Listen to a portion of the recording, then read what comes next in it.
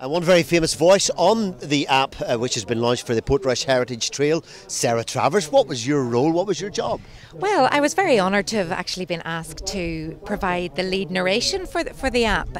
John McNally approached me some months ago now, and I've literally just downloaded it today, Dennis, so I haven't heard the final result, but I'm sitting with people either side of me, and they said, oh, you introduced my bit, and you introduced my bit, but it's incredible, you know, all the stories that I didn't even know at all about the history of this place. It's so important to have it all in one place now. And Sarah, something like this is going to be of enormous benefit to the visitor to Portrush. Oh, I think it really will add to the visitor experience. I can't wait to actually use it. You know, you've got the little each part of the footpath, you can see in the footpath a marker, and then look at your app and then link up to that particular section of the app and find out so much more than perhaps people realise. It's a lot more than just Barry's and golf. And that's the app that everyone's talking about today, that plus the launch of the little booklet, Portrush Heritage Trail. Erin Callan, Councillor Erin Callan from Causeway Coast and Glens Council. What is the significance, the importance of this launch, this double launch today? Well, anybody who looks at the app will see the importance of the local heritage and how that brings to life Portrush's history, and it invites visitors to learn more about the area, and I think it entices people to come and explore the area more. So I think the app adds a key component to our tourist offering and also to the heritage of the local area, so it's a great asset for us.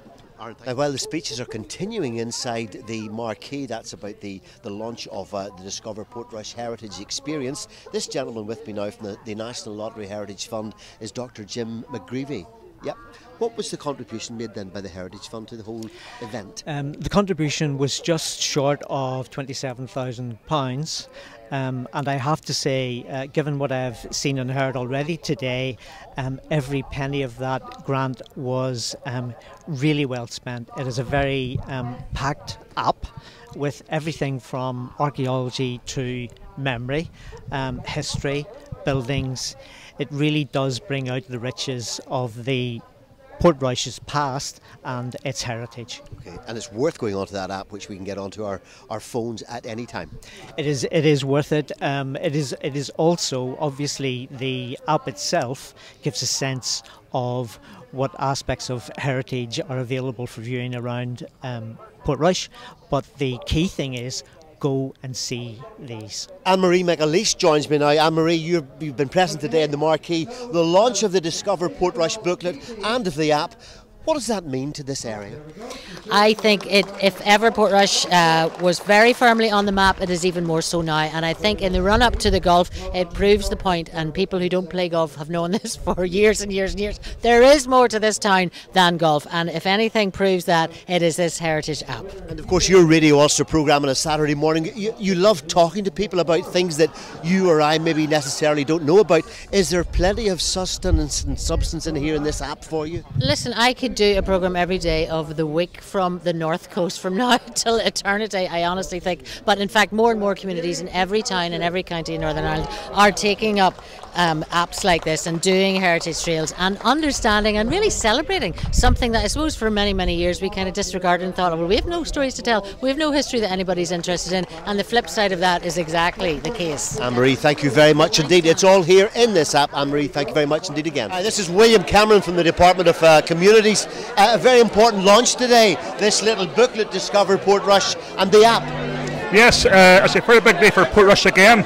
The Department for Communities was very pleased to fund the heritage markers, which play a very important role in the heritage trail. It paints the history of Portrush, but it also serves as a very important part of the public realm scheme that we launched earlier this week. Money well spent, do you think? I think very much so. We invested £30,000 out of a £6 million public realm scheme, and I think it will serve the town for a long time to come. Thank you very much indeed. And with me now once again, John McNally. John, I've got in my hand the iPhone, which will bring us the app, and the Discover Portrush booklet. Very, very significant launch here this afternoon. Yes, I mean, this is 2 years of work to bring it together.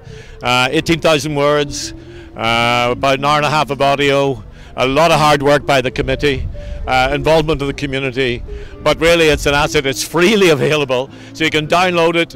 If you go to Discover Portrush and you have a look in there, you'll find the app. Download the app. There's voices, there's music, there's living history, there's everything in it. And if you go to the tourist office, or the library, you'll be able to get the guidebook free.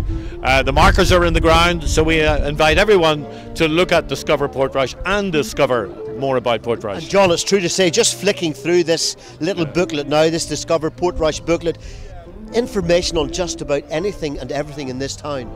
Well, it is. It's a collective history of Portrush from its earlier beginnings right up to the fairly modern times with the Arcadia and the show bands in the 60s.